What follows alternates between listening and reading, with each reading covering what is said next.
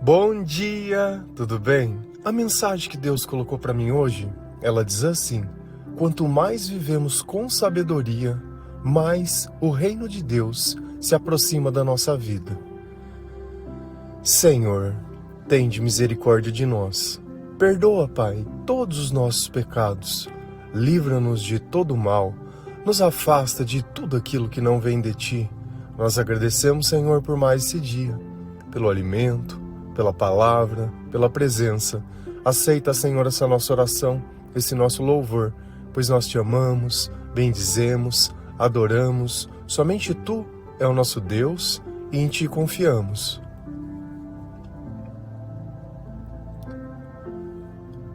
Quanto mais nós vivemos na presença do Espírito Santo, mais nós conseguimos o controle da nossa mente. E a sabedoria é justamente isso. É poder entender as armadilhas que o mal coloca dentro da nossa frente, os pensamentos que nos levam à escuridão e os gatilhos emocionais que nós temos que tiram o controle da nossa vida e do nosso comportamento. No passado, muitas coisas aconteceram as quais nos machucaram, mas através do amor de Deus e do arrependimento, uma nova vida é colocada diante de nós, aonde já não existe mais dor, nem sofrimento, nem arrependimento, porque às vezes nós vivemos arrependidos e o perdão, ele simplesmente apaga tudo. Como que nós poderíamos ter feito algo diferente se nós não tínhamos sabedoria, se o Senhor não estava conosco? Nós escolhemos todas as coisas pelas razões erradas. E nós precisamos admitir, estavam erradas, eram erradas. Eu não sabia o que eu estava fazendo. Por isso que Jesus diz, arrependam-se, pois o reino de Deus está próximo. Tão próximo que ele está dentro de nós, precisando ser descoberto. E é através da palavra de Deus que nós conseguimos reconhecer o que é o reino e o que não é o reino. E nós sabemos que o reino de Deus não é uma questão de comida nem de bebida, mas de paz, alegria e gozo no Espírito Santo. E são essas coisas que completam o nosso coração e trazem satisfação à nossa alma. Por isso nós devemos ler a palavra de Deus todos os dias. Porque senão nós nos tornaremos pessoas talvez inteligentes por tanto estudar. Mas será que a inteligência sem a sabedoria ela garante que eu possa ter uma vida feliz? Será que nesse mundo alguém pode passar sem sentir o amor de Deus e falar que teve uma vida plena? Será que as coisas elas podem substituir a presença do Espírito Santo ou não? Quando nós não temos sabedorias, nós acreditamos nessas coisas, que o ter substitui o ser. E nós somos seres espirituais, que vivemos uma experiência de carne. E na nossa carne não existe nada de bom. Nos nossos pensamentos, se Jesus não estiver conosco, não existe nada de bom. E é por isso que você pensa tanto e também sofre tanto, questiona tanto, se preocupa tanto. Todo o tempo que você gasta é sempre fazendo mal para você mesmo ou tentando fazer mal para alguém. Se a gente vai lá em Tiago 3, versículo 13 a 16, a palavra do Senhor, ela diz assim: existe entre vocês alguém que seja sábio e inteligente? Pois então, que prove isso pelo seu bom comportamento e pelas suas ações, praticadas com humildade e sabedoria. Mas, se no coração de vocês existe inveja, amargura e egoísmo, então não mintam contra a verdade, gabando-se de serem sábios. Essa espécie de sabedoria não vem do céu, ela é deste mundo, é da nossa natureza humana e é diabólica. Pois onde há inveja e egoísmo, há também confusão e todo tipo de coisas más. Quem está conversando conosco? Tiago, o irmão de Jesus. E o que Tiago está nos ensinando? Que a fé, ela acaba passando através do nosso comportamento. Não tem como eu ficar lendo a palavra de Deus e aquilo não incomodar para eu fazer da forma que Jesus ensina. Não tem como os meus pensamentos estarem sendo guiados pelo Espírito Santo e os meus sentimentos continuarem a serem como eu não conheci o Senhor. Não tem como eu acender uma luz dentro de um quarto e não mudar totalmente a dinâmica daquilo. Por isso que o Senhor fala que das velhas nós seremos novas criaturas. As velhas viviam na escuridão, as novas vivem na luz. Então são comportamentos diferentes, são princípios diferentes. É uma sabedoria diferente. Existe entre vocês alguém que seja sábio e inteligente? Isso é uma pergunta. Você se considera uma pessoa sábia? Você se considera uma pessoa inteligente? E aqui vem um ponto. O que é inteligência? É a capacidade de replicar o que os humanos criaram ou o que Deus permitiu que eles descobrissem. Então um professor vai lá numa lousa e fala, olha, isso é isso, aquilo é aquilo, e você consegue repetir aquelas coisas. Ele passa uma conta, você resolve a conta, ele passa um problema, você resolve o problema, ele te ensina uma ciência que ela é humana, você aprende uma ciência humana, e eu vejo às vezes pessoas que são letradas, super, entre aspas, inteligentes, só que elas são escravas dos seus próprios prazeres. Elas não conseguem ficar sem beber, não conseguem ficar sem se drogar, não conseguem ficar sem querer ter uma opinião sobre tudo, não tem paz, não tem nada. Vivem só buscando prazer e se destruindo todos os dias. E será que eu posso olhar uma pessoa dessa que é inteligente? Será que uma pessoa inteligente, ela passaria a noite usando crack? Ficaria 2, 3 dias perdida por aí? Será que uma pessoa inteligente, ela viveria de bar em bar, de cama em cama? Será que isso é inteligência? E a segunda, que seja sábio e inteligente. E o maior problema dos relacionamentos começa aqui. A gente acha que a sabedoria ela é desnecessária. E a sabedoria quem dá é o Senhor. A sabedoria ela começa através do arrependimento, através de eu reconhecer que eu vivo na escuridão. Porque para que eu vou buscar a luz se a escuridão não me incomoda? Que a sabedoria depende de Deus. Ela depende. Não tem como você chegar num lugar e pagar por ela. Por mais que você frequente a igreja, só ouvir a palavra de Deus, sem obedecer, sem se arrepender, sem nada. Se não sabe uma coisa que é normal, você escuta a palavra que é para você, mas você pensa que é para os outros. E aí você fala assim, nossa, essa palavra é para o fulano, essa palavra é para o ciclano. Mas então Deus está fazendo você ouvir a palavra que é de outro? Então você não tem vida. Você simplesmente serve para apontar o defeito das pessoas. A palavra serve para mostrar o nosso defeito. Sabe como que as pessoas vão reconhecer aquilo que você queria que elas ouvissem? Através da tua vida. A tua vida vai pregar aquilo que o outro precisava saber. Só que se você não viver, porque às vezes nós queremos que os outros eles mudem para nós, para nos servir, para que nós possamos ficar mais cômodo ou para que os nossos objetivos eles possam ser alcançados. Não é por Deus, não é pelo amor do Senhor, não é pela misericórdia, não é pelo sacrifício de Jesus, não é por nada, é sempre por nós. E esse tipo de coisa ele nunca dá certo. E a pergunta de novo, você é sábio e inteligente? E talvez possa ficar a dúvida, poxa, como que eu vou saber disso? Na escola, para mim provar a minha inteligência, eu fazia a prova e eu só tirava 8, 9, 10, beleza. Então você, segundo os padrões humanos, é uma pessoa inteligente, mas você é sábio?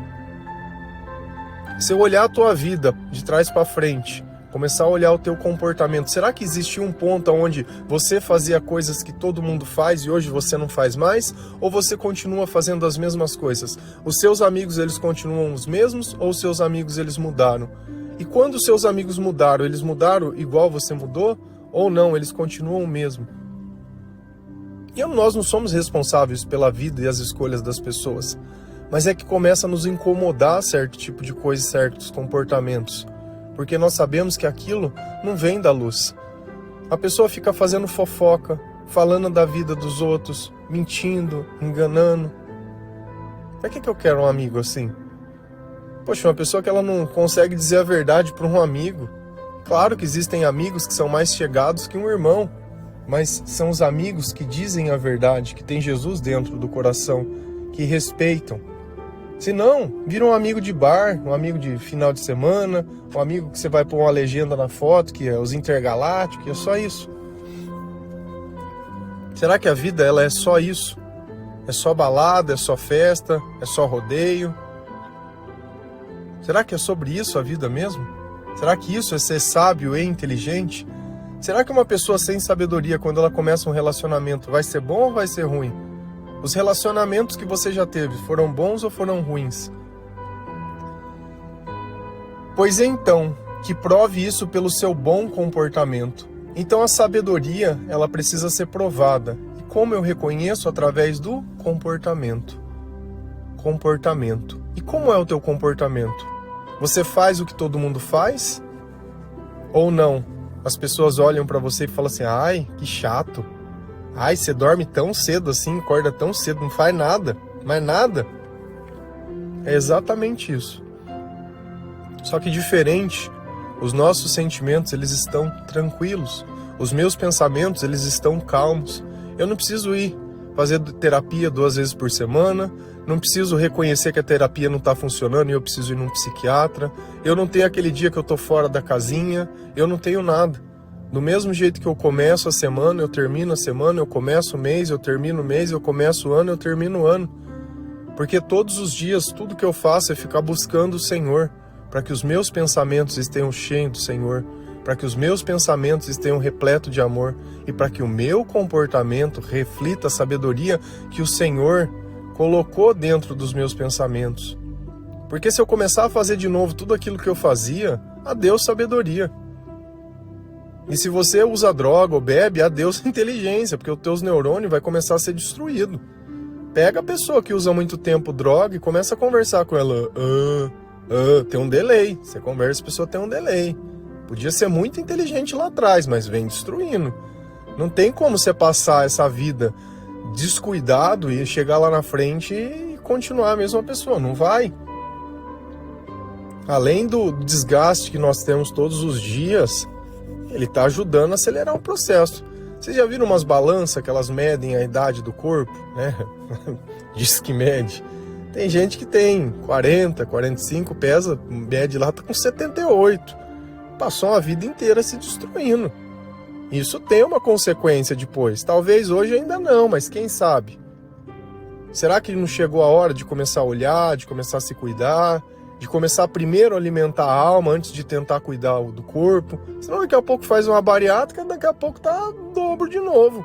Porque não curou a cabeça que é o problema.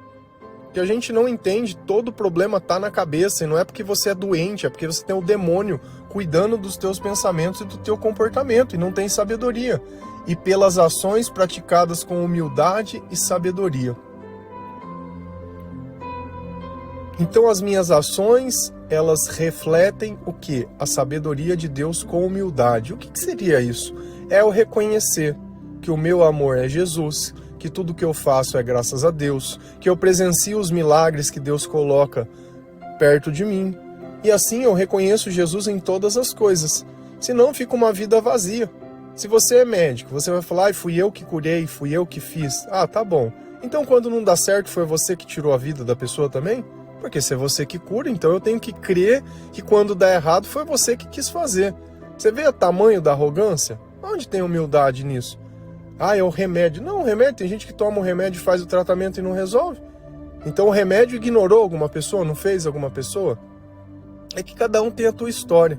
Por mais que às vezes a gente precisa insistir, dizer e falar, nós falamos disso ontem. Então, ou nós começamos a aceitar aquilo que Deus diz, ou nós vamos começar a carregar uma culpa. Porque enquanto não saiu nada de errado, beleza. E a hora que sair? E a hora que não der certo? E a hora que não for do jeito que você planejou?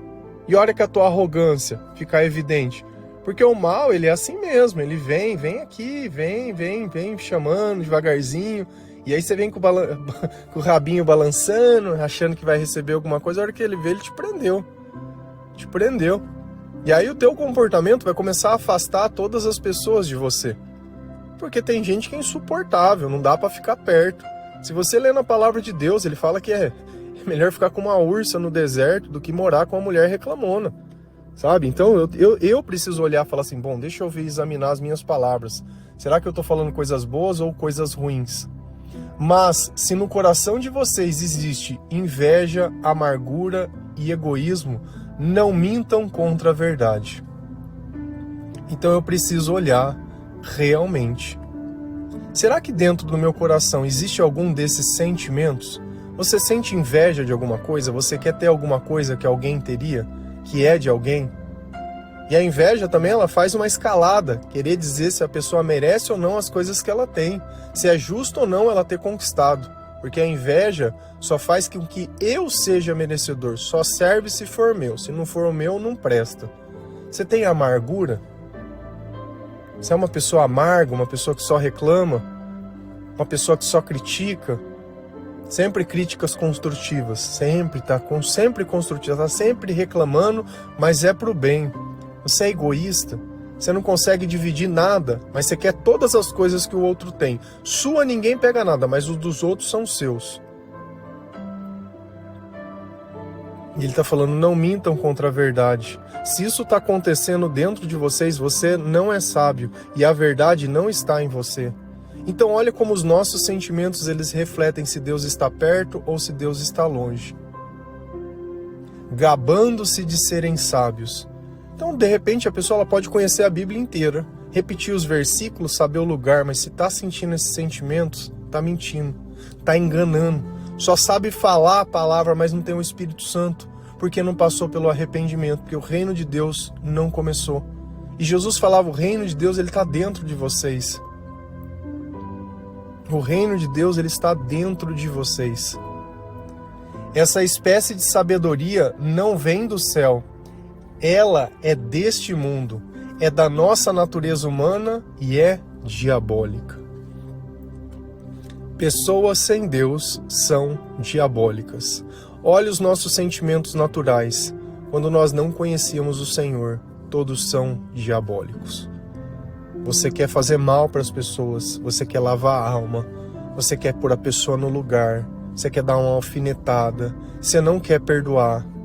Você só quer xingar, você só quer agredir, você só quer julgar, é só isso. Então como eu sei se o diabo está na minha cabeça? Através dos meus sentimentos. Se os teus sentimentos forem bons, é Jesus que está com você. Agora, não nasce da nossa vontade. Eu quero me sentir bem. Vem através da oração. Vem através da palavra de Deus. Vem através do louvor. Nós somos o templo do Espírito Santo. Ou nós colocamos o culto dentro de nós o tempo todo. O tempo todo. Como você passa numa igreja? Por que você sabe que aquilo é uma igreja? É por causa do prédio? Não, é porque quando a porta está aberta, você escuta pregação, você escuta louvor. A nossa vida precisa ser essa porta aberta para Deus o tempo inteiro. Sempre que o Senhor passar perto de nós, se Ele ouvir os nossos pensamentos, porque Jesus Ele conhece o pensamento das pessoas, Ele vai ver que nós estamos pensando nele, que nós estamos meditando na lei de Deus. Que dentro de nós buscamos motivos para perdoar e não para condenar, motivos para entender e não para julgar, motivos para ficar bem, para ficar em paz, porque cada um oferece aquilo que tem. E nós temos sabedoria para olhar as pessoas e saber que certos tipos de relações elas não dão certo, porque por mais que uma pessoa esteja tomada pelo Senhor, se a outra pessoa tiver essa sabedoria que ela é diabólica, você acha que vai acontecer o quê? Pois onde há inveja e egoísmo. Onde está o diabo? Onde tem inveja e tem egoísmo. Você tem inveja de alguma coisa? Você não consegue dividir outra coisa? O que vai acontecer? Se eu me relaciono com uma pessoa dessa, ela é uma pessoa inteligente, formada, de uma família boa, trabalhadora, mas ela não quer saber de Cristo. Você acha que vai ter o que dentro dessa casa? Vai ser uma família feliz, uma família doriana? Não vai. Vai ser uma família que fica brigando, uma família que trai, uma família que se agride, uma família que xinga, uma família que briga com a própria família, uma família que é totalmente desunida. Há também confusão e todo tipo de coisas más. Então, às vezes, a gente culpa os acontecimentos. O problema não foi o que aconteceu, porque podia ter acontecido tudo de novo. Se Jesus estivesse com você desde o princípio, os teus pensamentos teriam te dado o entendimento de tudo que aconteceu, você não estaria culpando as pessoas e nem julgando as pessoas, porque eu não posso esperar nada além de maldade de pessoas que têm a mente tomada pelo diabo. Se a gente continuar na palavra de Deus, lá em Marcos 12, versículo 32 a 34, a palavra do Senhor ela diz assim: Então o mestre da lei disse a Jesus: Muito bem, mestre, o Senhor disse a verdade. Ele é o único Deus e não existe outro além dele. Devemos amar a Deus com todo o nosso coração, com toda a nossa mente e com todas as nossas forças. E também devemos amar os outros como amamos a nós mesmos. Pois é melhor obedecer a esses 2 mandamentos do que trazer animais para serem queimados no altar e oferecer outros sacrifícios a Deus. Jesus viu que o mestre da lei tinha respondido com sabedoria e disse a ele: você não está longe do reino de Deus. Então quem está conversando aqui conosco é Jesus e um mestre da lei. E qual é o contexto desta conversa? O mestre da lei tinha perguntado para Jesus qual era o mandamento mais importante. E a gente sabe que todas as vezes que o mestre da lei ou os fariseus chegavam perto de Jesus, eles estavam tentando arrumar uma prova para matar ele. Toda hora, o tempo inteiro que você olhar, eles chegam perto. Por quê? Porque eles têm inveja, porque Jesus tinha poderes que eles não tinham, faziam coisas que eles não faziam, e eles eram a igreja da época, então aquilo machucava o ego deles. Poxa, como que esse filho desse carpinteiro pode fazer tantos prodígios e tantas maravilhas, sendo que nós somos o representante, nós somos da linhagem de Abraão, nós temos o sangue disso, né? Esse cara é um vira-lata, não pode, e é o que a gente faz. A gente quer impor a autoridade porque nós estamos apegados demais. E a humildade é justamente isso, é se esvaziar de si mesmo para poder se encher de Deus. Então não é o que eu fiz nessa vida, não é o cargo que eu tenho, não é o título, não é o diploma, não é nada. Isso não define ninguém com nada. É a quantidade de Deus, e era isso que incomodava eles em Jesus. E Jesus foi lá e respondeu, usando Deuteronômio: olha, o mandamento mais importante, eu não falaria que seja os 10, mas são os 2, que é amar a Deus sobre todas as coisas e o próximo como a ti mesmo. E o mestre da lei olhou aquilo e falou: realmente. E aqui começa a conversa. Então o mestre da lei disse a Jesus: muito bem, mestre. E olha que interessante, ele chama Jesus de mestre. Então ele reconheceu alguma coisa de divindade em Jesus, porque Jesus era o filho do carpinteiro. Se a gente olhar, é como se fosse um padre ou um pastor chamando alguém ali da igreja, um fiel qualquer, uma orelha seca que estava ali no meio ali, de mestre. Então isso mostrava que ele enxergava alguma coisa em Jesus, que ele não via em outras pessoas, porque ele deu um título a ele. O Senhor disse a verdade, e ele reconhecia que aquela era a verdade. Mas por que ele pôde reconhecer aquelas palavras de Jesus? Porque ele conhecia a palavra de Deus. Se ele citasse essa parte das Sagradas Escrituras para uma pessoa que não conhecesse, como que ele poderia saber que Jesus era o Mestre, que Jesus era o Senhor? Como que você pode reconhecer a Cristo sem conhecer a palavra de Deus? Você acha que Jesus é o menino do presépio? É só aquilo, é o menino que vem no presépio, é o menino que vai no burrinho, entra lá dentro e joga a palmeira pelo chão, é o cara que senta na mesa para comer, é o cara que foi traído por Judas e só, esse é o Jesus. Acabou, conheci a vida de Jesus. Tanto que você vê nas igrejas, tem até aquele resumo, não sei como chama, mas é como se fossem uns quadrinhos da vida dele. Não sei se é Via Dolorosa, não, vocês vão me desculpar, mas eu vou ficar devendo. E Jesus é aquilo. Ele não ensina nada, ele não fala nada, ele não diz nada, não tem nada. É só aquilo. Só nasceu para ser o filho de Maria, mais nada. Não tem mais nada, coitado do homem, rapaz. E aí o cara reconhece que as palavras de Jesus eram as palavras de Deus. Por isso que ele enxergou a grandeza de Jesus. Então quando as nossas palavras se tornam as palavras do Senhor, quando aquilo está dentro, eu não preciso decorar o versículo na linha, mas o pensamento. Todas as músicas que nós fazemos, todos os versículos você encontra semelhantes na Bíblia. Seja lá em Salmos, seja em outras passagens. Por quê? Porque a ideia é tudo ser inspirado. Traduzir aquela linguagem para a linguagem de hoje, porque os sentimentos eles são os mesmos. Será que a inveja que nós sentimos hoje é diferente da inveja que eles sentiram lá no passado? Talvez mudem as coisas a se invejar, mas a inveja é a mesma, a maldade é a mesma, a fofoca é a mesma, o sentimento é os mesmos, os espíritos que estão por aqui são os mesmos e velhos. velho, velho, velho. E a gente achando que tudo aqui é novo. Ele é o único Deus e não existe outro além dele. Isso é uma coisa que nós precisamos colocar dentro do nosso coração. Não existe outro Deus. Se eu tiver que orar e pedir alguma coisa, é para Jesus, porque esse foi o nome que foi deixado a nós para que nós possamos evocar o Espírito Santo. Eu não vou complementar, não é porque Deus, entre aspas, não está fazendo o que eu quero, que eu vou trocar de igreja, que eu vou trocar disso, que eu vou fazer simpatia, que eu vou procurar, sei lá, uma magia de algum lugar, isso. Se você receber alguma coisa, você vai estar recebendo o diabo. Tá? Então você já fica bem ciente. E depois que você receber o que você quer, vai vir o preço. Vem todo o preço.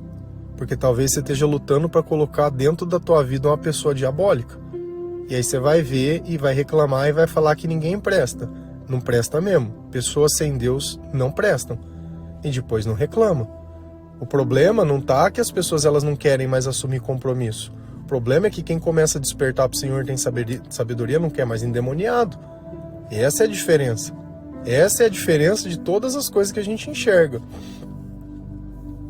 Devemos amar a Deus com todo o nosso coração, com toda a nossa mente.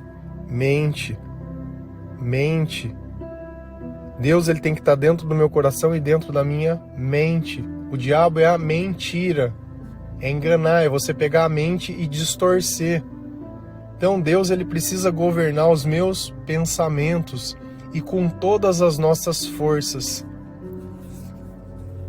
Às vezes dá uma tristeza em mim. Nossa, mas dá uma tristeza assim, daquela que dói lá no fundo da alma.